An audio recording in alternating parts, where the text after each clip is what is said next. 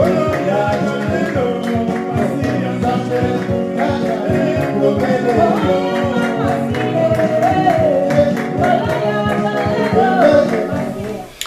il y a des gens à qui on a imposé les mains, qu'on a reconnus avec une main d'association, mais quand ils ouvrent leur bouche, il n'y a rien. Quand ils se mettent à prêcher, je crois que même les prédicateurs de Bima sont meilleurs. Vous comprenez? Même les prédicateurs de Kadima Yesu, ils sont plus meilleurs. Mais à ces gens-là, on a imposé les mains, on a fait une main d'association. Il y a des hommes à qui on a imposé les mains, on a fait la main d'association, mais leur témoignage parmi les frères sont mauvais. Les témoignages dégagent l'odeur de la mort. Hein? Donc, mais ces gens-là, on a imposé les mains. Donc, c'est là où nous disons, il faut comprendre ces choses. On impose les mains à un homme qu'on dit être ministre, mais le frère rempli de l'esprit de publicité. Il regarde les femmes des frères. Il envie les femmes des frères. Il couche avec les femmes des frères. Quand on veut toucher, on dit ne touchez pas à mes ouais. Non, ne touchez pas au ministre. Non, un enfant de Dieu, vous savez, j'ai le ministère. Vous voyez? Oh non, quand bien même que Salomon a couché avec les prostituées, la sagesse n'avait pas quitté Salomon. Ça, c'est mal comprendre l'écriture. C'est pourquoi nous avons dit, frère, on vous laisse les manteaux. Prenez les manteaux parce que vous voulez vous battre pour les manteaux. Nous ne nous battons pas pour les manteaux. Relisons les Écritures. Il y a Salomon. C'est là où nous avons dit, frère. Quand on n'a pas l'intelligence, on ne peut pas expliquer ces choses. Vous allez comprendre que Salomon s'est détourné vers les femmes étrangères. C'était au temps de sa vieillesse. Tout le temps que Salomon était jeune, Salomon était attaché à la vie de Dieu. Il était attaché au principe de Dieu. Quand est-ce que Salomon a eu le cœur détourné vers les prostituées, vers les étrangères? La Bible dit que c'était au temps de sa vieillesse, quand il tendait vers sa mort. Or, vous allez comprendre que Salomon dégage deux temps. Le temps du matin et le temps du soir. Car la vieillesse, c'est le coucher du soleil. C'est le soir. Voilà pourquoi la Bible dit, Isaac étant devenu vieux, donc il s'approchait de sa mort. La vieillesse de Salomon explique le coucher du soleil. Mais sa jeunesse explique le matin, le temps de sa jeunesse. Dans un autre langage, vous comprenez que la jeunesse, c'est la loi, c'est le temps de la loi. La vieillesse, c'est le temps de la grâce. Ce sont là les deux moments d'un jour, le lever et le coucher du soleil. Donc, le lever du soleil, c'est le temps de la loi. Le coucher du soleil, c'est le temps de la grâce. Or, remarquez que Salomon se livre à des dieux étrangers et à des femmes étrangères. Se prostituer à ces femmes-là, c'était au temps de sa vieillesse. Cela expliquait la mort du Seigneur. Car dans sa mort, le Seigneur Jésus-Christ est devenu péché. Est-ce que vous voyez ça? Il va donc porter le péché de l'humanité. Voilà pourquoi sur la croix, il était devenu péché. C'est ce qui explique le mouvement de Salomon. C'est là où nous avons dit que dans les Écritures, il y a le mouvement de Dieu. Donc toi, un homme, tu ne peux pas ministre. Tu pêches chaque jour. Tu as toujours des idées diaboliques. Tu conçois des idées diaboliques. Vous comprenez? Et aujourd'hui, il y a des prédicateurs qui se servent des autres frères comme étant des chérubins protecteurs. Donc, on manipule les frères. C'est là où nous disons aux frères de faire attention. Vous avez été rachetés par le sang de l'agneau. C'est Jésus qui a donné sa vie pour vous sauver, frère. C'est Jésus qui s'est livré pour que vous puissiez avoir la vie. Aucun homme sur la terre n'a livré sa vie pour vous. Aucun homme sur la terre ne peut se soucier de vous plus que le Seigneur. Comprenez que c'est aux yeux du Seigneur que vous avez du prix. Faites donc rendant honneur à ce Dieu qui vous a racheté, en vous comportant digne de l'évangile. C'est là où nous avons dit aux frères de ne jamais nous défendre, même quand on nous insulte. Hein, frère, ne nous défendez pas. Ne devenez pas nos acolytes. Nous n'avons pas besoin de chérubins protecteurs. C'est lui qui nous protège et qui combat pour nous, c'est le Seigneur. La Bible dit qu'on parle mal de vous. Ce n'est pas un problème. Tant qu'on ne vous trouve pas dedans, le Seigneur vous justifiera. Vous comprenez?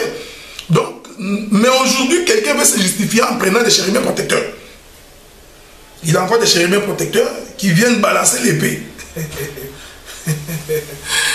Est-ce que vous comprenez cette chose? Donc, c'est là où nous comprenons que si quelqu'un vient nous dire que non, tu vois mon péché, c'est un péché royal. C'est comme le péché de Salomon. Quand bien même que Salomon couchait avec les femmes, mais la sagesse n'a pas quitté la bouche de Salomon. Nous disons c'est faux, c'est très mal comprendre l'écriture. Oui frère, on vous a laissé le manteau. C'est ça l'évangile vrai. Car Salomon était une ombre du Seigneur Jésus-Christ. Voilà pourquoi Salomon épousait et les Juifs et les étrangères. Il représentait Christ qui épouse deux femmes. C'est la loi et la grâce. Car le matin est une femme, le soir est une femme. Les deux sont des femmes dans un jour. Voilà pourquoi Genèse nous dit, il y eut un soir et il y eut un matin, c'est fit le jour.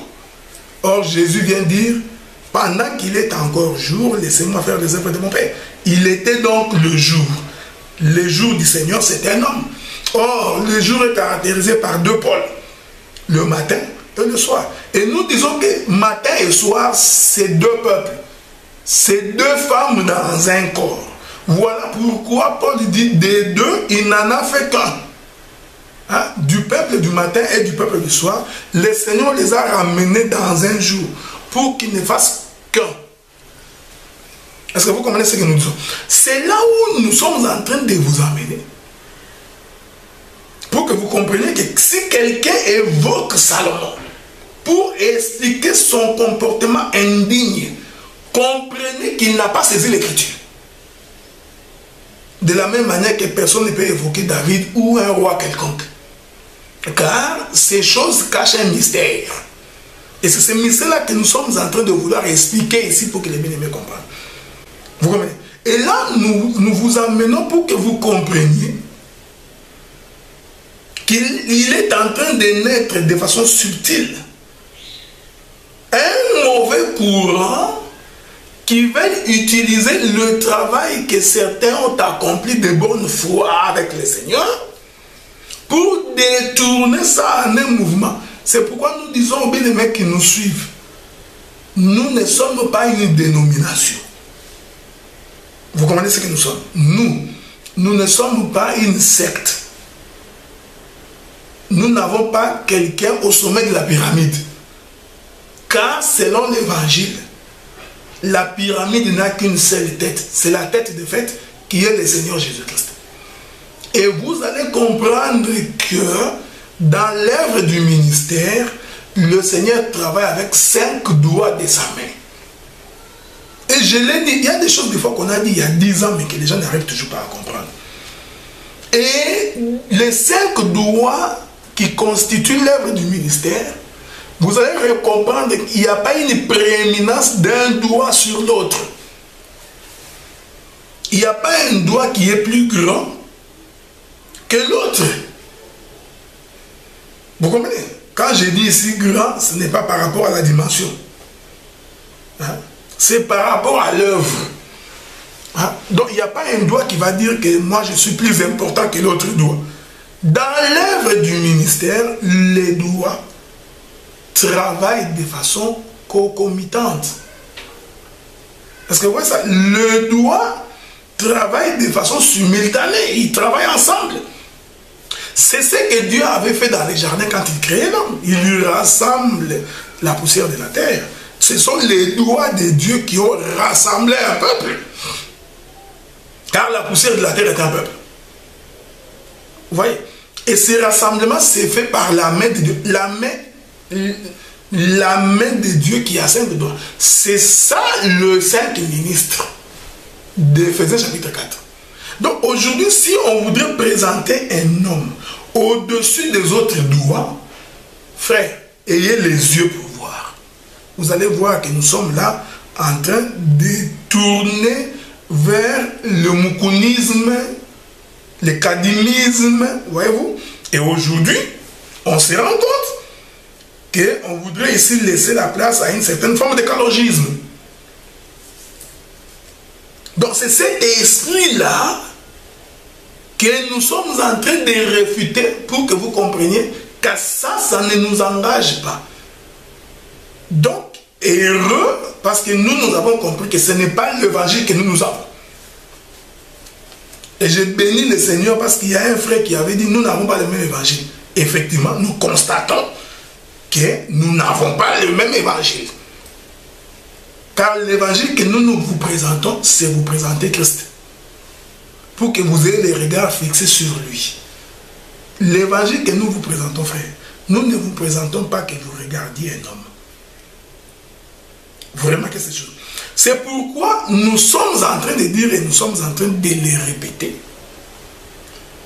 que l'œuvre de Dieu ne peut pas souffrir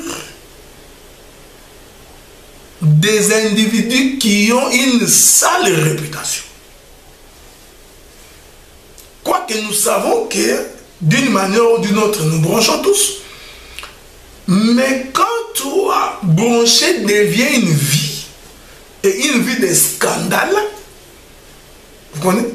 Il y a des gens, dès qu'ils passent à un endroit, ils sèment le trouble, ils divisent les frères. Mais il y a des gens qui ne voient pas ça, vous comprenez? Il y a certaines personnes qui sont rancunées, ils gardent une dent contre quelqu'un. Ils disent le jour où je l'aurai. Vous comprenez? Ça, c'est un mauvais esprit. Voilà pourquoi nous sommes en train de dire. Parce qu'aujourd'hui, nous savons qu'avec l'accès aux médias, avec l'Internet, la télévision et la radio, vous pouvez écouter n'importe qui. Nous n'avons jamais interdit quelqu'un d'écouter quelqu'un. Frère, tu peux écouter n'importe qui. Tu peux écouter même ceux qui nous insultent là. Écoute-les. Mais quand tu écouteras avec le Saint-Esprit l'enseignement, tu feras la différence. Tu comprendras qu'ici, on est en train d'adorer le Seigneur Jésus-Christ et qu'ici, on est en train d'adorer un homme. Vous comprenez? Tu comprendras qu'ici, c'est du fanfaronisme, mais ici, nous prêchons l'évangile. La différence, qu'on cesse de venir nous raconter des histoires, non, on nous empêche d'écouter. Non, frère, écoutez. Nous te disons d'écouter tous ces gens. Hein? Tu peux écouter les branhamistes, les kimbangistes, les bétélistes, tout. Tu peux écouter tout le monde. Hein? Avec le nouveau mouvement, cette mouvance-là. Hein? Hein? Écoutez tous ces gens. Le Seigneur te fera voir qu'ils sont véritablement en train de servir Dieu. La tête de fête qui doit être au sommet de la pyramide, c'est le Seigneur Jésus-Christ. C'est lui qui est le sommet des sommets. Or, car le sommet, c'est la tête du corps. Alors, quand quelqu'un parle avec l'esprit de placer quelqu'un au sommet de quelque chose, vous comprenez que c'est un mauvais esprit. C'est ce que nous appelons l'erreur. L'erreur, c'est de faire croire que dans l'évangile, il y a un père et ce père se résume dans un homme.